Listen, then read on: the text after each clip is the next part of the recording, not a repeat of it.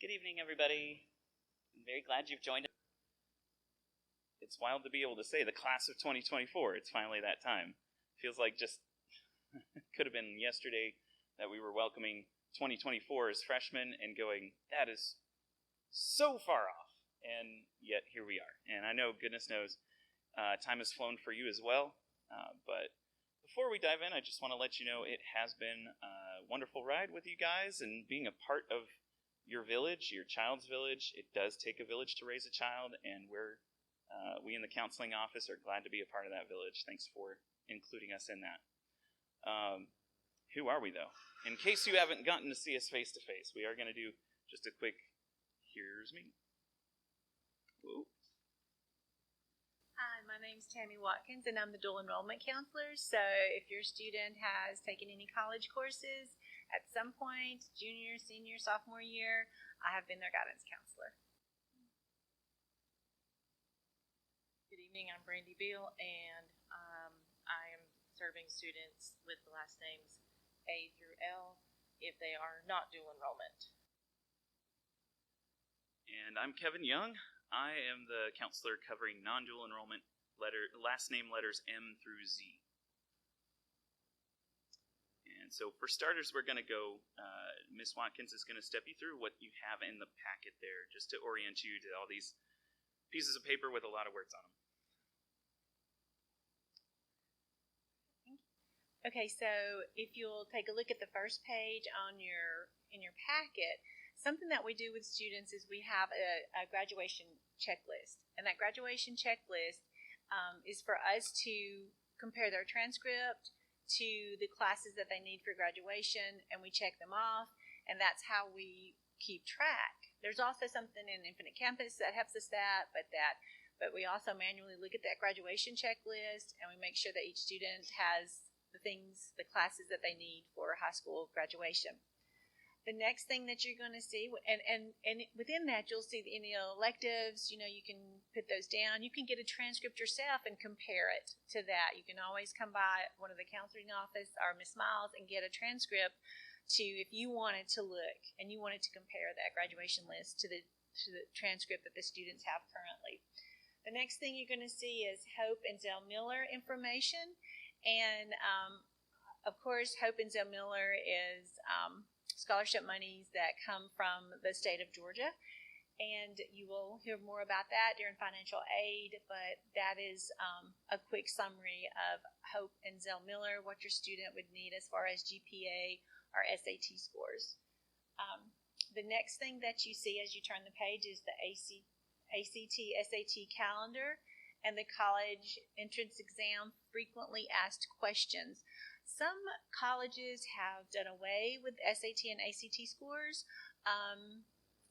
Currently still for the Zell Miller, you do have to have the SAT or the ACT. So it would behoove your student to continue to take the SAT and try to get as high as they can. Sometimes it's used in scholarships. It's still used in multiple ways for high school seniors. The next thing that you'll see as you flip the page over is the transcript request form. And what your student has to do with the transcript request form is they do not get their transcripts from their guidance counselor. They actually go to Miss Miles, who is the secretary for the guidance department, and she has that form that's in front of you, and it has to be signed by the student, and it also has to have their college name and address so that she can send the transcript, and she keeps track of when she sent it and which college she sent it to in case there is any questions about the high school transcript, has it been sent. And she sends all transcripts, whether it be for a scholarship application or for a college application. She takes care of those for the students. The next thing that you see inside of the packet is a Title I event evaluation form. This is only for this event. And what that is for our Title I status we have here at North Murray High School. And it just shows our parent involvement and feedback from you guys on what you think about it. Oh, yes. And over here, before you leave, there's a basket that you can drop off that evaluation form. And we greatly appreciate you guys filling that out for us. And there is more information, and this is also being recorded. So on the North Murray High School counseling website, there'll be more information, and that is where students can also find other resources as far as scholarship information. There'll be some FAFSA information on the website. But the counseling website is just a bevy of information for seniors who are college bound. Okay, so we're going to begin with the end in mind, and that picture has got to be exciting to see. I said I've been in high school for over 22 years, and it seems like I graduate high school every year. So I always get excited when I see the football fields set up for graduating seniors, and it's just right around the corner. So the graduation requirements, and if you've had students who have came before your current senior, you know that it's for Englishes, for maths, for sciences, for social studies, and a health and PE, and the additional CTAE credits that you have to have, and then 3 more electives. And you guys can look through that, and as you look through that, that can also be a resource used for if you do want to see your son or daughter's high school transcript. You can put your transcript down, your graduation checklist, and these graduation requirements down, and look and see what your student has, what their current GPA is, their unweighted GPA, and see where they're at. So North Murray High School classes that meet HOPE Rigor requirement. And what HOPE Rigor requirement means is for a student to be eligible for HOPE scholarship, they do have to take challenging rigor courses. And here at North Murray High School, if you see that your student has fallen short and maybe they didn't take those 3, HOPE is still students are still eligible for HOPE even after they start college. They just have to do a semester to see where their college GPA is. But as far as high school, the rigor courses that are offered here at North Murray, as you'll see, is Algebra 2, Pre-Cal or College Readiness Math, either or those count. So that's 2. You have 2 rigor courses already intrinsically inside of your student schedule. Chemistry is a rigor course. Physics, not physical science, but physics, which is normally taken as a senior. That's a rigor course. Spanish 2 is a rigor course, and any dual enrollment academic course that they take through the dual enrollment program. So automatically, even if they just do 1 class of dual enrollment, that meets one of the requirements. But if they do not do dual enrollment, Algebra 2, Pre-Cal, College Math, Chemistry, Physics, and Spanish 2. So it's actually built in your student's schedule to already have those rigor courses that they need to fulfill the rigor requirement for HOPE and Zell Miller. Grade point average. This is always very particular and interesting for students who are trying to get into a 4-year college. You know, they want that GPA to be as high as possible. So the way that the GPA is calculated, and you guys can read it more closely, but you can see that unweighted is what the colleges see. That's what is on the transcript.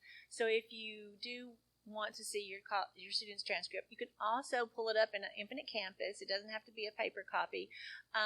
But you will see the unweighted GPA, and that is what the colleges see. So for each course attempted, you earn grade points based on the letter grade achieved, and that's in the chart that you see. And the student's GPA is the total of those points, obviously divided by the course credits. So unweighted GPA is calculated using regular point scale only. It allows colleges to make apples to apples. So what they're seeing is what they're getting. And a regular A obviously is a 4.0, the B is 3.0, the C is 2.0, and a D, if that were to be on your student's transcript, is worth 1 point. The weighted GPA is quite a bit different. That is any honors courses, any dual enrollment courses that a student has taken, that is calculated into that weighted GPA. And it includes bonus point scales for honors, AP Arts, AP 2D, 3D, and dual enrollment courses. That's where your honors points come from. And it has noted there that you can see on handbook page 9 the note about like a self-pay dual enrollment. It's a little different. So if you do self-pay, you'll see a little difference in the GPA calculation. And something that is completely unique is that, as you see at the bottom, it says the honors GPA, the weighted GPA, is used at North Murray High School to determine honors, scholar, grad status, and it is also used to determine the valedictorian and salutatorian. So again, you're not going to see this weighted GPA on a transcript, but internally it is calculated through Infinite Campus to find the student's GPA for any of these accolades, the honors, the scholars, the FAL, or the SAL. Oh, and one note is the Hope GPA is different. So on GA Futures, your student can find out their Hope GPA, that it's in their account. They just go to their GA Futures account and it will literally say your Hope GPA, and that's going to show you what the Hope GPA is, and it has to be like a 3.0 to get Hope, a 3.7 to get Zell Miller. So that is very important to know that too. And your student has that in front of them when they sign into their GA Futures account. So grad distinction, scholar, and honor, again, because this is so very important to students. Again, it's based on weighted cumulative GPA at the end of the first semester of senior year, and it includes grades that are in progress.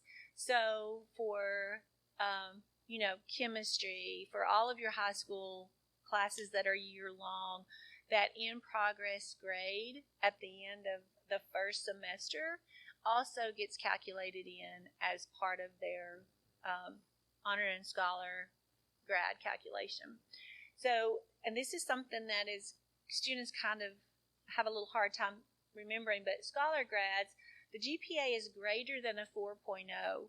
So that means that they have to have at least 4.01, because the honor grad is a GPA of 3.5 to a 4.0. So a 4.0 is not a scholar, but a 4.01 is a scholar. And the second semester obviously still matters. Change in status by year end could result in trading down your cap, gown, and stole. And what that means is that if you began as a scholar and by the end of the year you have dropped from that 4.01 to a 4.0 or a 3.99, then that's what that drop in trading down your cap and gown and your stole. And also a big thing, especially if you're shooting for your dream college. College can cancel acceptance if final grades sink lower than what their minimum requirements are. So keeping track of those final grades is very, very important. And if you have any questions about that, or your student has any questions about that, be sure to have them come see their counselor, and we'll help them all that we can. Just maintaining that eagerness and that initiative, and just hang in there to keep those grade point averages as high as they can throughout the entire year. So the graduation distinction of valedictorian and salutatorian, it sounds like we're kind of repetitive, but it's so very important. But it's again based on the weighted cumulative GPA. And this may be determined at the end of the senior year, but currently that's to be announced, and we will let students and parents know when that's supposed to happen, that calculation. The valedictorian obviously is the student with the highest GPA. It's very simple. The salutatorian is the student with the second highest GPA. And they must have completed their entire senior year at North Murray High School. So if a student comes in February and they're bringing in transfer grades that are high, they have to have completed their whole entire senior year here at North Murray. Okay, so that's a lot to take in. Again, all the information will be on the counseling website. But if you have any questions, feel free to email Mr. Young, Ms. Bill, or myself, and we will try to get those answers for you as soon as we can. So now I'm going to turn it over to Ms. Bill, and she'll talk with you about the second half. Okay, we're going to move into the fall of 2023, which is kind of where we are right now. And we're gearing up. Your students are getting excited. Hopefully, you are getting excited. The beginning of the year is over. All that beginning stuff has moved on, and they're looking to see where they want to move forward. So college visits. Your student is able to go up to 3 excused college visits throughout the school year that are excused, and they do not have to schedule those with us. You guys just schedule them with the college of your choice. They can go on those, and then when they come back, the college usually provides you with some kind of documentation that they were present, and then they bring that to the front office, and then she puts it into the computer as a college visit. We encourage you all to take advantage of those, go on them, go with them, and make a day of it. Know and plan for college application deadlines. So if you know which college that they are looking at, 4-year college, technical college, whatever place that they are looking to go to next year, sit down, have those discussions, and kind of make those plans. We will be having an Apply to College Day in November here at the school, where we help the students go ahead and start those applications here with us. And some of them may get typing really fast and get them finished. Some of them may need help at home to finish those because we only get 1 class period with them. Volunteer. Encourage your student to volunteer, especially if they are looking into scholarships, because volunteerism is looked at heavily when our donors are looking into giving out their scholarships.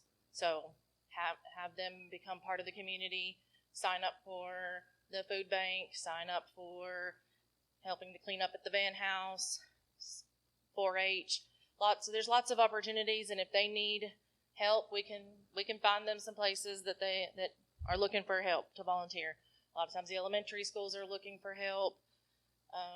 They can get out in the community and help do those things.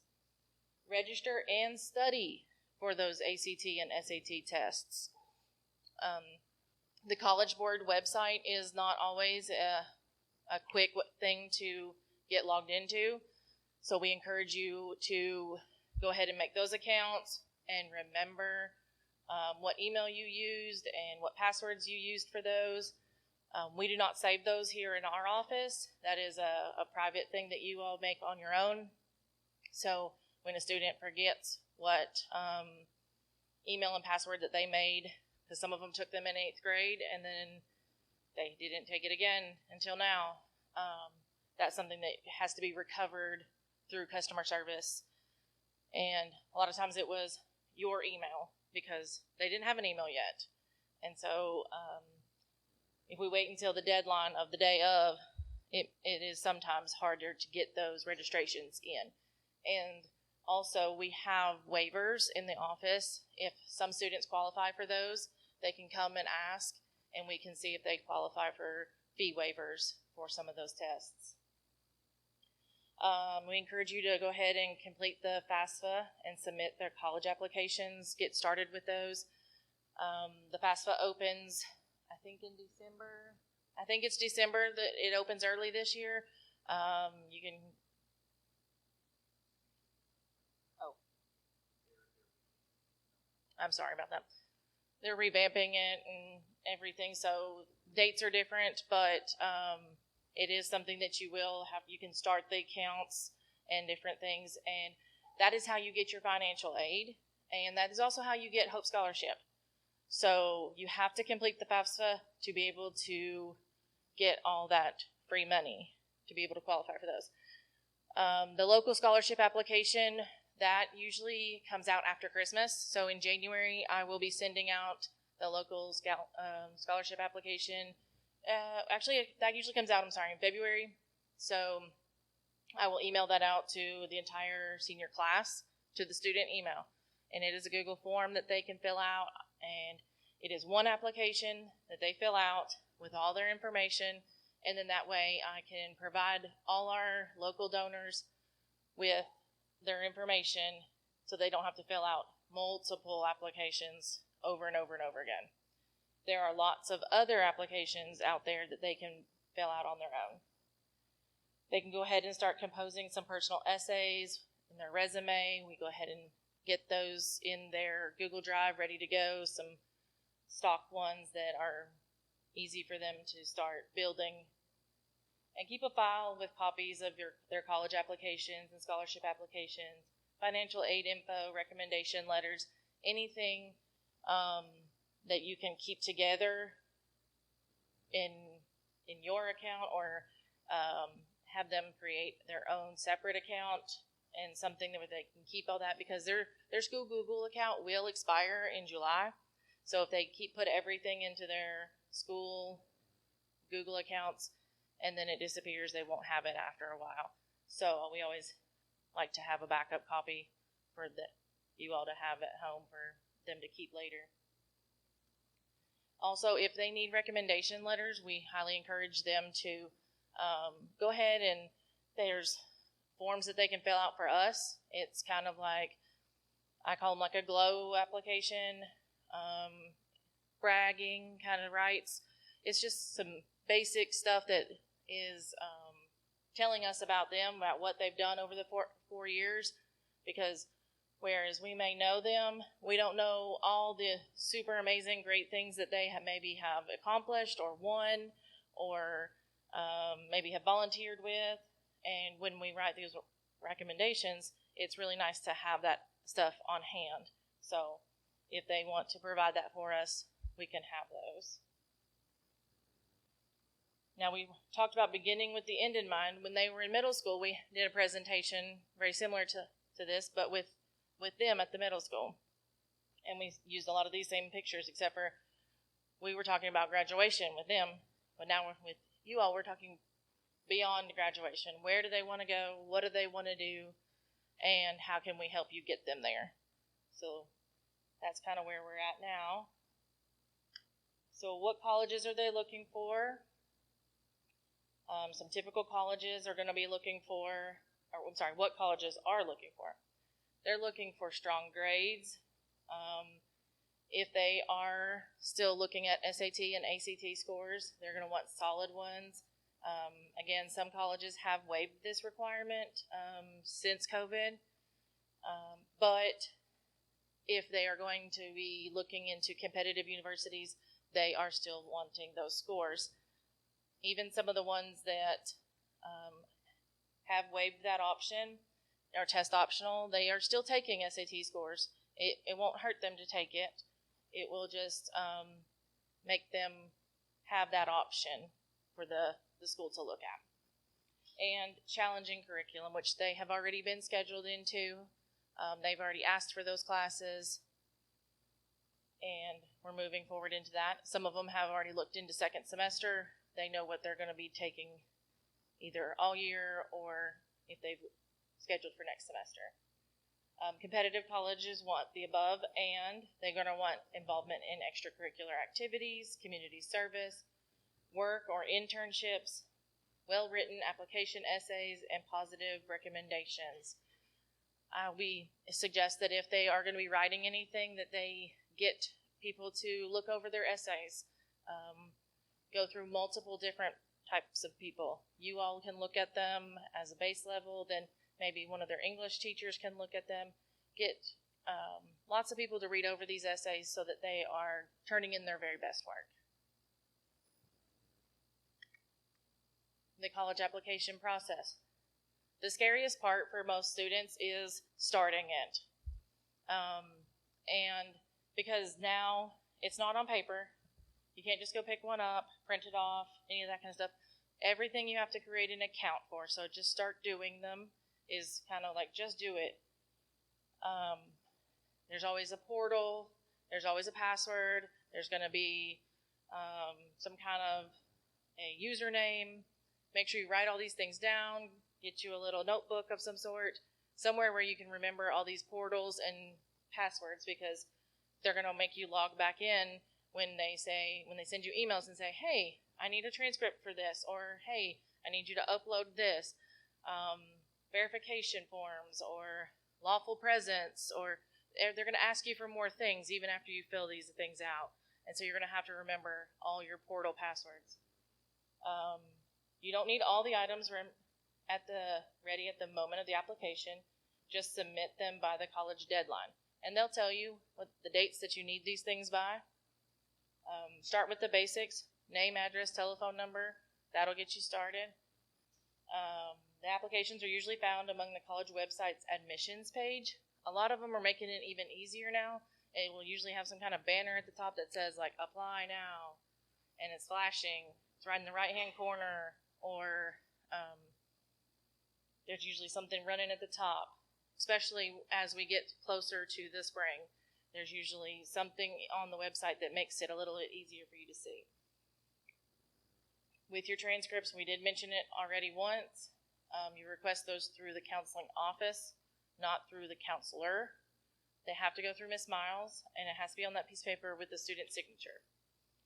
For dual enrollment students, they also have to request their transcripts directly from the college that they have been attending. So if they have attended GNTC, then they're going to have to request those transcripts as well. If they attended Dalton State, they have to request those transcripts as well. So they might have to request multiple transcripts from multiple places to send them to the college of their choice. We've already done all these things. You're just helping them along the way. If they have taken the ACT or the SAT prior to applying to the college of their choice, then they're going to have to go back in and reorder an official score report through that test's website.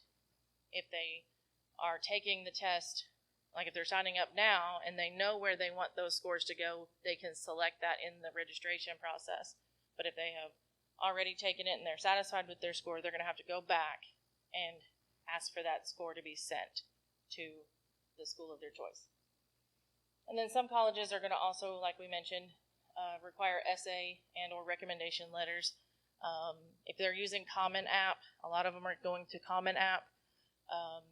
There's going to be different parts of the Common App where they have to request certain things. Not all the parts of the Common App are required for every school. Some are optional, some are required, and if for some reason there's a part of it that is missing, if it's from a counselor or a teacher, please make sure that they come and talk to one of us, or they come and talk to that teacher, because sometimes Common App sends those emails and it ends up in spam, especially to the teachers if they're asking for a recommendation. It's not that they didn't fill it out, they didn't get the Common App email. It has happened before. Those college entrance exams, there's a different approach to test design in each one. One test may show a student's strengths better than the other. So the ACT versus the SAT, a lot of times we get asked, which one should I take? It's going to depend on your student.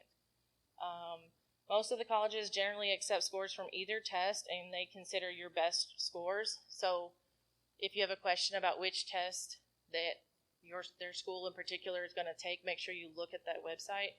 It's going to tell you which, if there is a particular one that they prefer, it's going to tell you. Most of the time they take both. The recommendation is to try it each at least once, and then retake whichever shows your strengths better. So, if they scored very well on the ACT, we suggest, taking that one again, because it tests different areas than the SAT does. We are an SAT testing site, so it's a little bit easier because they can just take it here on the Saturdays that it's available. But if the ACT is what they score better in, that's what they should go with. And I mentioned before, see your counselor for a free waiver if you qualify, which if they are on a free or reduced lunch, then they most likely would then qualify for that fee waiver. There's free individualized prep available for each of those tests, and we can help them find that. Khan Academy has some great connections that they can use to get ready for those tests. And then tech and community colleges commonly have other test options that's flexible and include with their application fees. And you can go to the SAT and the ACT tests and date handout or the publishers' websites for more information. And I'm going to hand it over in case you are college bound with a student athlete. All right. So, just by show of hands, do we have any college-bound student athletes in the house tonight? Okay. So we have a couple households with this, and this is short and sweet anyway. Generally speaking, we're familiar with the NCAA. That is probably the foremost sports governing body in college athletics. And another common one I want to alert you to is NAIA. And both of those tend to cover most of the students who are walking out of these halls and entering a college athletics program. They aren't the only ones, but they, again, kind of cover most of the students we have worked with. And so to figure out their requirements, to figure out, for the sake of eligibility in entering their program as amateur competitors, you can hop on those websites and learn a little more. They do have very helpful student guides for this, but also you have a student guide right here. I'm the counselor for students M through Z who are not currently taking dual enrollment, but I'm also more or less our liaison for the student athletes who are trying to look before they leap. And so if you want to muddle through some of those resources on these organizations' websites, absolutely feel free to do so. It is good to get a base knowledge before asking questions, because a lot of the questions will be answered as you go through some of those initial handouts that they will have for you on those websites. But still, sometimes there are the more specifics. And hey, I just want to make sure I'm on track for the credits that NCAA requires, the things that they're going to want to see on my transcript. Because sometimes that's different than what the college wants to see from an admissions perspective. NCAA considerations are a little different, even though it's all happening at the same college for you. So if you want to look before you leap, feel free to check out those resources, but also you do have a live, living, breathing student guide here in this guide. Okay. So as I said a moment ago, though, those admissions and college athletics recruiting processes are separate. So don't forget, as maybe you have some college programs, college athletics programs who are already in talks with your child or with you, if you're the student, with you. And that is all fine and dandy. Don't forget to also apply to the college itself and turn in all the application checklist items like the ones Ms. Beal described moments ago. So also something just to bring to everyone's attention, just in case, there are a few things in terms of meeting the credit and the credit requirements for entry to these programs, especially for NCAA. The computer programs that we use for credit recovery aren't always, or some of the classes aren't always recognized outright, and so we might want to look more closely at that if you are finding yourself meeting some of your core requirements through, actually these days it's Edmentum. Sorry, Apex is outdated on this slide. Edmentum. And Apex, actually we might have some students in here who did take it on Apex as a 10th grader if you perhaps failed something in 9th grade. Hope that's not you or your student, but we do like to point it out just in case. And it's not a total deal breaker for college athletics entry. It's just something where we might want to be more careful as we look at your credit requirements as they stack against the NCAA entry requirements or the NAIA entry requirements. Also, credit by EOC, that's a very fringe option. Most people take the standard courses and take the EOC at the end of it. That's not what I'm talking about here. This is a very fringe option to earn credit by just taking the EOC up front before getting that course's instruction. Very rare. Not generally recommended. It is not for the faint of heart. So, but also college readiness math. That is actually a common fourth math here, but do not panic because the standard requirement for math for the NCAA Division I is 3 maths. So really, in Georgia, generally, rule of thumb, if you're graduating in Georgia and especially in Murray County schools, you're generally going to meet and even exceed NCAA D1 credit requirements. But when in doubt, again, check in with this guy, okay? And we do have a special athletics transcript request form for those of you who are, you expect maybe to have some colleges who are inquiring more directly with the counseling office from the coaching staff. Hey, we want to scout this student out. We want to learn a little more about their academic situation. If you would like to give a kind of a little more blanket permission for that, rather than coming into the counseling office to fill out a transcript request form every time a college is interested in you, then that athletics transcript request form can be a little more streamlined for your experience. And we love seeing you in the counseling office, but it does save you some trips to the counseling office for that, the typical transcript request form. All right, this is the part where I have to apologize. It is Monday. It is at the end of Monday. It is dreary. It is getting colder outside. Most of us want to get home and get in our comfy pants and call it a night because the Monday struggle is real. And here we are about to talk about some stuff that can feel a little bit much for the end of a long Monday. But we're going to make it through. Going to try to keep it simple.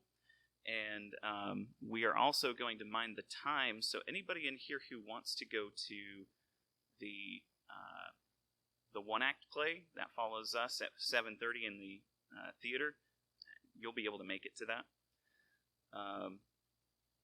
But we know, again, sometimes the money part of paying for college is both one of the most exciting things to talk about and one of the dull and dreary things to talk about. But I'll try to keep it lively for you. All right, so we've had a couple references to the FAFSA this evening. That is the Free Application for Federal Student Aid. To tell you a little bit how important it is, I really lean on this statistic that came out, I think, from the College Board. That's SAT's test publisher a few years ago. That is 8 out of 10 free dollars for higher education ties back to something that's unlocked by filing your FAFSA. That can be the free money from Uncle Sam. That can be the free money from Georgia. Because in Georgia, the FAFSA, it's a federal form, but it unlocks your Georgia funding as well in the same swoop. So, again, 8 out of 10 free dollars at the college level typically ties back to the FAFSA. It's pretty important. So, and who doesn't like some free money, right? Every dollar counts. So this is a heavy hitter to start with. All right, so again, that gives access to government needs-based grants and scholarships, as well as federal education loans. Those are optional. The FAFSA is going to ask a little bit about your colleges of interest. That's in part great for you, so you can put in one place, hey, these are kind of the ones I'm floating right now. Last I knew, you have 10 slots you can fill in there. If you're thinking you might apply somewhere, go ahead and list it. Your 10 is usually plenty of room, and you don't have to keep going back to monitor and add. If you are thinking about going somewhere, go ahead and drop it in that list. And basically, when you add that college of interest on your FAFSA, it releases your FAFSA information to that college. Down the road, once you're accepted to that college, they will get working on your financial aid award offer. They will pull that together for you from different sources, and we're going to get to that in another slide. But that's where it's really important. If you are thinking of going somewhere, go ahead and drop their name on that colleges of interest page of your FAFSA. It's going to ask a little bit about your living situation as well to kind of double check, hey, this is student A, and who are they living with, or what is their, basically, are they a dependent or are they living independently? And that will, in turn, determine a little bit about the tax situation, what questions they need to ask to determine the student's financial situation. Are you on your own, or do we need to talk a little bit about your household tax, your head of household's filing information? The goal of that is to determine, and this is the part where I want to put out there, emphasize again, the FAFSA is being updated. It is being updated for the better, we're told. They're trying to streamline it. It used to be grueling, several, like 10 pages long. You're getting into tax stuff, which I don't know about you. That makes me nervous anytime I'm touching tax figures, and even on H&R Block or TurboTax or anything like that. It's still a legal document. Gives me the willies. Maybe it does you, maybe not. Maybe you're not as bashful as I am. But they are trying to streamline it and make the FAFSA a little less grueling. And so with that revamp, to make it a little simpler, they're also changing some of the vocabulary. So some of you who have had a student go into college, or maybe you've applied for college financial aid yourself in recent years, you may be familiar with the expected family contribution. And the running gag with that is, they would usually compare the household income to your household size, maybe a couple other considerations, and before you know it, you get that expected family contribution. You should be able to put this much, this household should be able to put approximately this much towards this student's education. And most people would look at that figure and go, oh, they think I'm so rich. I'm not. I don't know if I'm going to have that much to spare, even though they do try to determine a reasonable expected family contribution just as it is in the word estimated.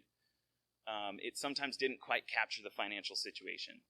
So that's part of the revamp. They're trying to make it a little less off-putting. Oh, well, you think I am made of money after all, don't you? To student aid index. So that is just a number that, instead of reflecting a particular dollar amount, hey, we think you ought to be able to scrape this together for this student's college fund. It's more going to be an indicator of overall, it's going to be kind of a score index. It's not a dollar amount. It's going to more be a reflection of the level of need in that for that student. They're going to stack that against the cost of attendance. We talk about tuition a lot, but tuition is just what it costs to go to class and have those experts, those sages on the stage, elaborate, wax eloquent about their knowledge, right? But it costs to have a technology fee. It costs to have the recreation fee because they're running a gym for you that you have access to. They're charging you for for housing or for a meal plan. So the cost of attendance can really stack up. It's good that as we start looking at price tags for colleges, that we expand from tuition and just looking at tuition to this broader concept of cost of attendance, and that will help you get a better feel for exactly what that college of interest is expected to cost. You can usually find that, I believe they have reference to each of those colleges of interest that you may put on your FAFSA. They will put the cost of attendance, they'll build that into the FAFSA output. But also if you go to your college of interest's financial aid page, they usually have a breakdown of the cost of attendance that they have submitted to Uncle Sam for purposes of these financial aid determinations.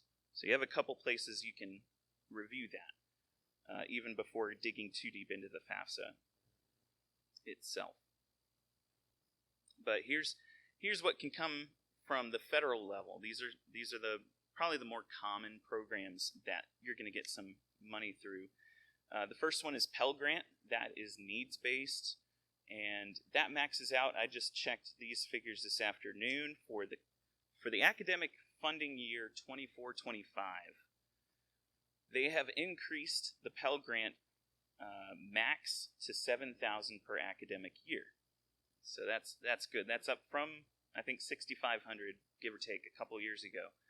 So they are recognizing inflation. They are recognizing these needs. They keep beefing that up. Thank your representatives. The Pell Grant money, grants and scholarships, typically those are, when you see that name tagged to a funding source, that's something you don't have to pay back. So look for those first. All right, next up is federal work study. This is basically an everybody wins situation. If somebody has a financial need and they go to that college and they take a college campus job, that college campus splits the wage bill with Uncle Sam. And so the college is paying part of the wage, whatever that wage may be, for the student worker. And what did I start with? The college pays part, Uncle Sam pays part, and nobody's shouldering that full load. Everybody wins, and it makes student workers who are participating in the federal work study program on an as-needed basis, they're pretty attractive to hire on a college campus when they're trying to save money but staff their campus appropriately in those student worker positions. All right, those are the free money ones. The Pell Grant that goes to the college, the federal work study funding that the student may get as a paycheck. But then there's the federal education loans, and this is where, when you read those horror stories of the cost of higher education, the federal education loans, or education loans in general, is usually where those stories start running downhill. A lot of people don't know you don't have to take the full amount offered. Most anyone is eligible for these federally backed education loans. They come at fixed interest, so whenever you take that loan, you're not going to have them raise that interest on you while you're over the lifespan of the loan. And that's boring finance speak. Apologies to the students in here who haven't gotten but so far through their economics class. But it's important to know when it comes to comparing federal education loans to, say, the education loans you can get from a bank. Some banks have it in their terms to periodically adjust the interest and start charging you while you still have that loan out and due.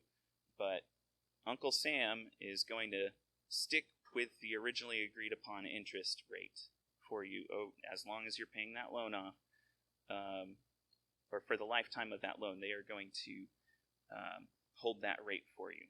It's a protective feature, but it's still good to know the difference between subsidized loans and unsubsidized loans. If you look at your that cost of attendance and you figure out, okay, here are my scholarships, here's my free money from Uncle Sam or from the college or from my state,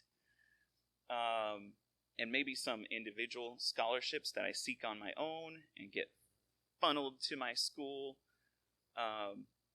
Boy, I might still need to take out some education loan money. So again, you don't have to take the full amount offered, but if you need to take some of it, prioritize taking the subsidized loans. That means the interest is not racking up on that loan while you are pursuing that degree program or while you're pursuing that credential program. Okay? Where the unsubsidized, that interest will continue to compound even while you're a student. And while you're a student in college, do you think you're really going to be able to take on a big job with a gainful wage and really start making a dent in that loan? It's going to be hard. So if you do have to take a federal education loan, it's generally recommended to lean on the subsidized before you start dipping into any unsubsidized loan that is offered. All right, here's a little bit about, so that was federal. We're changing gears to Georgia. This is what Georgia offers you, and this is a kind of some of the payoff. Earlier on, Miss Watkins, Miss Beal, they were talking about the stuff you can do in high school to put yourself on a good footing for these things when you're starting to enter college. And so not just making yourself attractive to the college, but maybe earning some free money for your hard work. Now, at first, it's going to look a little funny up there, I think, because Hope Scholarship says 100% tuition. The Zell Miller Scholarship looks more what we're used to, 100% tuition. The one with higher requirements usually is the one we're going to see 100% tuition coverage. Hope Scholarship is in this interesting time frame, I guess, when Governor Kemp saw a budget surplus in the state of Georgia. One of the things that he and other legislators decided to do with that extra money was to funnel some of that into the Hope program. The Hope program back in the day used to fund more than it does now, proportionate to the students' cost of attendance. And so they are trying to build that back up a little bit and give people more of a break if they are Hope eligible. So right now, the Hope coverage, the dollar amounts you're going to receive at a Georgia Public College, if you're on Hope Scholarship, is the same as those actually who are Zell Miller Scholarship eligible. That's at least effective this academic year for people who are college freshmen now. The state's information still is referring to these same figures for next year as of yet. It remains to be seen if that's going to be a permanent thing or if this is just riding a gravy train while we still have a budget surplus. So do periodically check back, especially as you're getting those financial aid award offers from the college. It doesn't hurt to check in with that financial aid office or look at those award letters and double check, is it still 100% for my Hope eligible child? Okay. But generally what you can expect, if you have a 3.0 Hope GPA and 4 Rigor credits, we talked about some of that before, Hope GPA and 4 Rigor credits, you can expect Hope Scholarship eligibility. All right, before we move to the next category, the Hope GPA is just academics. I don't say core, I say academics for a reason. That's your core classes plus world language, as well as some of those classes that you maybe took as a CTAE course. We have some of these classes here that can double dip and count as a science credit. Those, for purposes of Hope GPA calculation, can count as an academic. But those academics, that's all that factors into Hope GPA. You cannot inflate your GPA with name an elective. You can't inflate your GPA using electives for purposes of Hope and Zell Miller eligibility. But once we go up a step to Zell Miller, usually that would afford you a higher award amount. At the moment, again, we're riding a state budget surplus gravy train, so let's right now those amounts are matchy. But typically, or what you may still want to be on track for is for that the higher Hope GPA of 3.7 for Rigor credits, and some of those test scores that you see up there, 1,200 combined on an SAT attempt, or 26 composite on an ACT attempt in one sitting. It doesn't have to be the first sitting, but it's not super scoring. It's not combining your best English with your best math. It's your best, or a score in a single test attempt of 1,200 combined SAT or 26 composite ACT. If you have those combined, you're Zell Miller Scholarship eligible as you enter college, and the reason you would still want to aim for that, even if Hope currently still offers 100% as you enter college, what if a future year they dial it back? What if the gravy train comes to a stop? You want to be in a good position to hold on to that Zell Miller with the higher award. Because if they start cutting award amounts, it's going to be on the Hope scholarship first, to separate them again.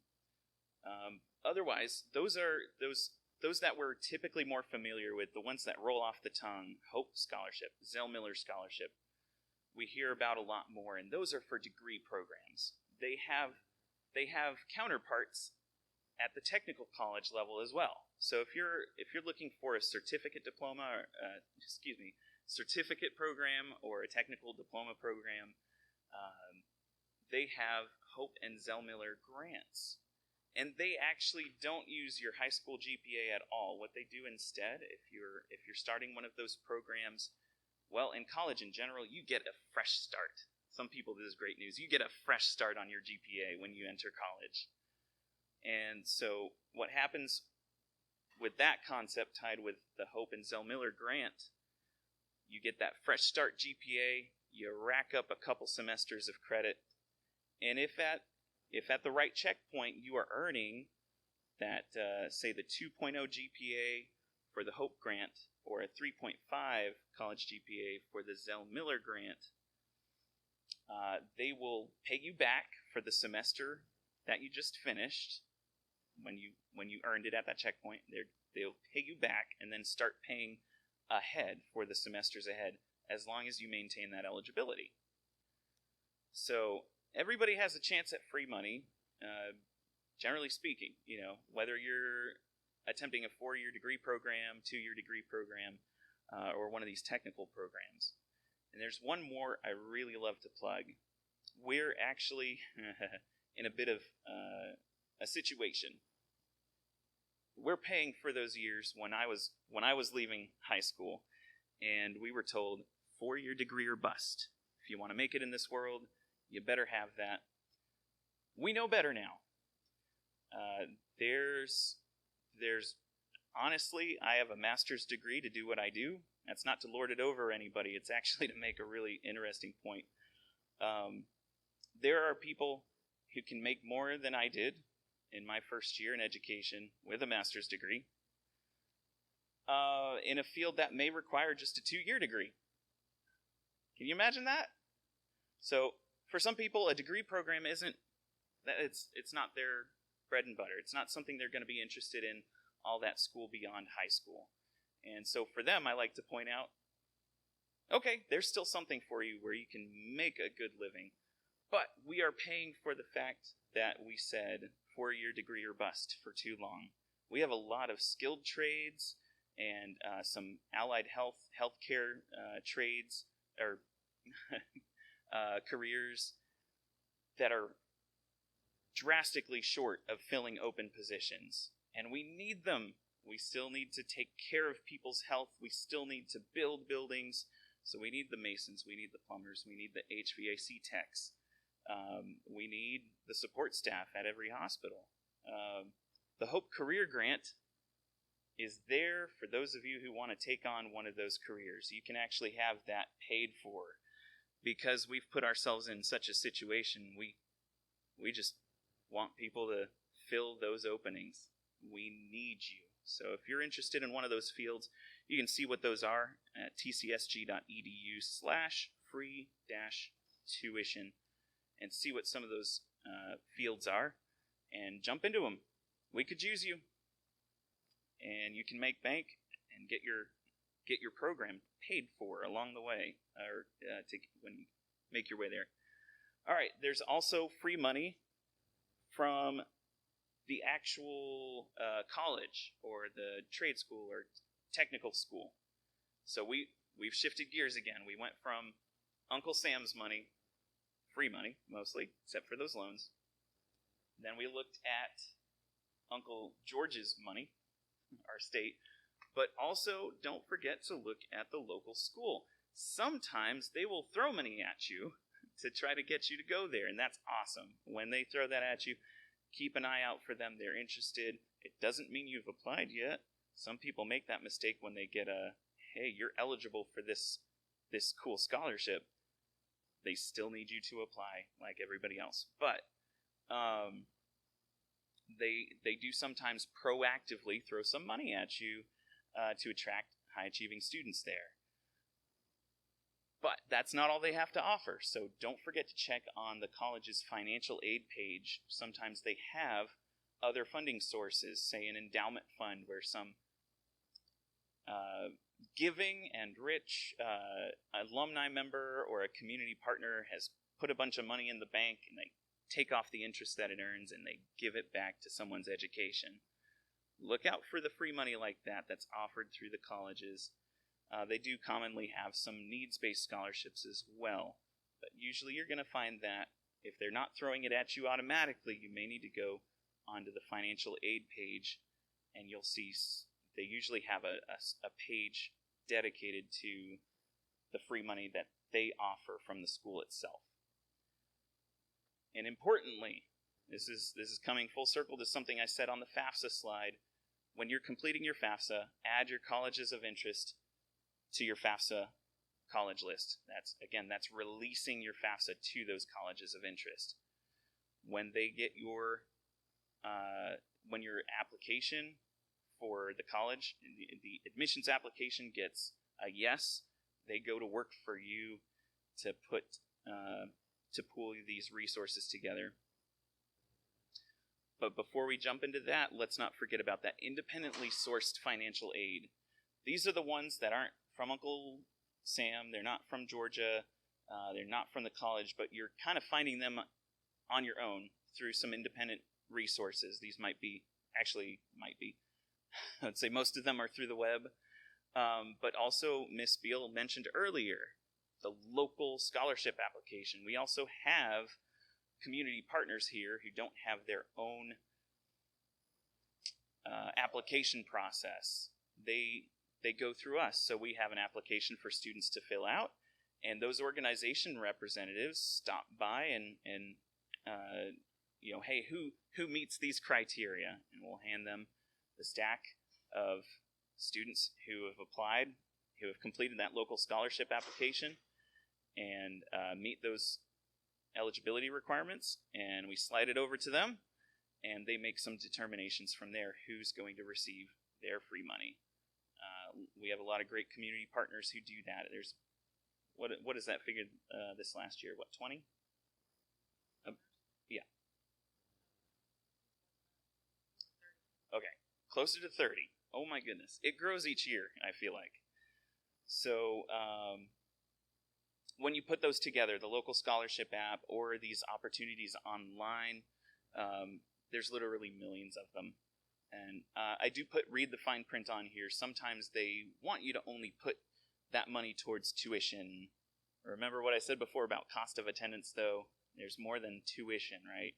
So if it says tuition only, then as you're budgeting, you can know where to put that towards and say, all right, I'm still going to need money for the meal plan.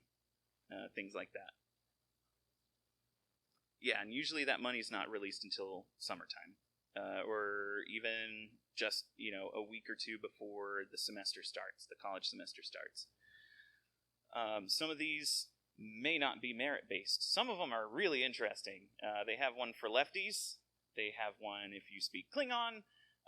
There's even a contest if you make the most rockin' prom dress and prom tux out of duct tape. Anyway, there's some really neat ones out there. This is something everybody needs to know. They're not all going to care about your GPA. Some people who are maybe trying to get their college paid for but aren't so proud of their GPA worry, am I going to make it? Am I going to make ends meet? And there are scholarships out there to help you make ends meet. Each one of them adds up, and did I say there's millions yet? Yeah, there's millions of them out there, so how do you keep them straight? As any of those reach out to us counselors and say, hey, could you let your students know about our opportunity? We'll go ahead and post that on the Class of 2024 Google Classroom. And a lot of the students also have y'all set up as guardians, so you should get those announcements or some sort of summary, weekly summary of those. And we also have on the counseling website, we have a college financial aid page that steps you through this information again, the Uncle Sam money, the federal sources, state, but also scholarship search engines. That if you start a profile with some of these search engines, you can tell them this is what I've been involved in, extracurriculars, I've done some leadership stuff, maybe some sports, etc., and they will, and here's a rough outline of my academic performance too. They will look at that information and pit it against the millions of scholarships. Who has time to go looking through millions of scholarships? All right, I didn't think so. But it will do the looking through, it will sift through that for you based on that profile information you enter and say, hey, here's a couple hundred you might want to look more closely at. That's still a little bit of work, but it's free money, and you're not sifting through millions anymore. So, yeah. And then generally, for these, you need to submit to them. If you have won one of these or earned one of these, achieved, unlocked, however you want to say it, they're typically going to want proof of enrollment somewhere, and so you would just send them maybe a letter from your admissions office at the college you're landing at, or sometimes a class schedule from the college, and that'll be enough for them to send the check to the college or to your hands. So, bringing all that together, those four sources, federal, state, the college itself, and those independent ones you find on your own. Aside from the last one, aside from the ones you find on your own, the college, after you have been accepted, and if they have your FAFSA released to them, they are going to put together a financial aid award letter for you. These days, that may be digital. They may send that to your email or give you a link to a portal. But basically what you do is you can see that readout. Hey, we talked to Uncle Sam, and they say you're eligible for this. We talked to Georgia, and they say you get the Hope Scholarship or the Zell Miller grant or whatever. And, hey, also here's what we're going to throw in for you to sweeten the deal from the college. Just a little gift. Come here, please. And so you have a chance each semester, or you can do it in summary at the beginning of the year for all semesters ahead, that academic award year, to accept this source or decline that funding source, or even accept partial amounts for the ones that will allow you to dial them back. Again, that's very important for the loans.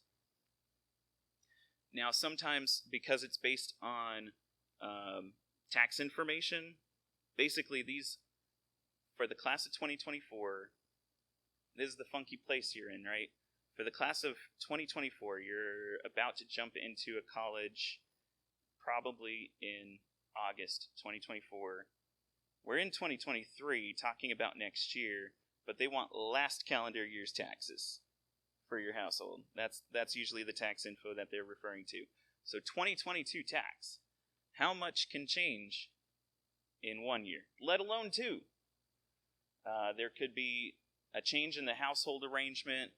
Somebody could get a job that pays more, or maybe end up having to take a job that pays less, or they even lose a job. Unfortunately, life happens like that.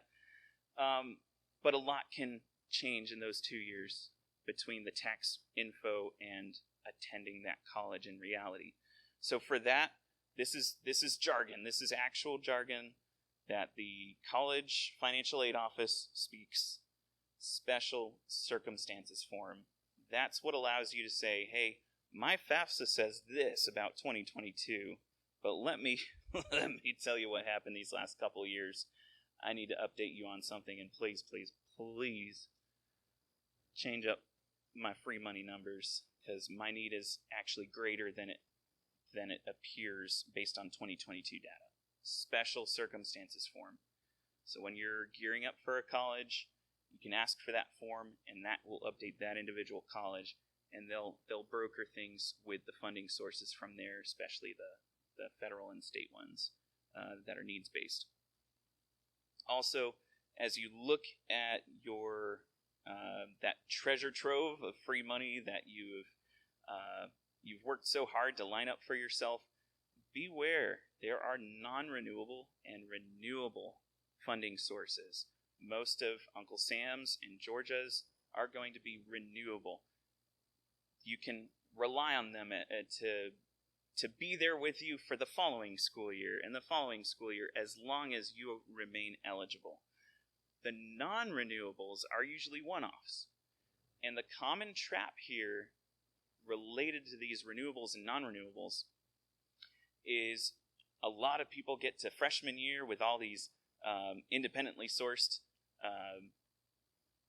scholarships that help them fill the gap between what Uncle Sam and Georgia provides and the cost of attendance. Maybe they take on a part-time job too to fill the gap too, but those non-renewables, they help it. It helps you get by into that freshman year, but then what happens sophomore year when those non-renewables drop away? That cost of attendance, if anything, will be a little more in sophomore year of college, right? So in preparation for that, this process of applying for scholarships, not just renewing your FAFSA, but applying for these independently sourced scholarships, that does not need to stop after you leave North Murray. A lot of those scholarships are also for current college students who plan to continue going to college next year and don't want to pay as much out of pocket if they can help it. So keep that hunt on as you continue through your college career. That will help avoid that trap of, all right, I had freshman year covered, but now what? I might have to bow out. I can't afford it anymore. Keep looking for those independently sourced scholarships. And a lot of these are also listed on the college financial aid page on the counseling website. So you have a couple different places you can get it in a pinch. And at this point, you're free to go. Feel free to stay by for Q&A. We'll stick around for more individual basis Q&A. So thank y'all so much.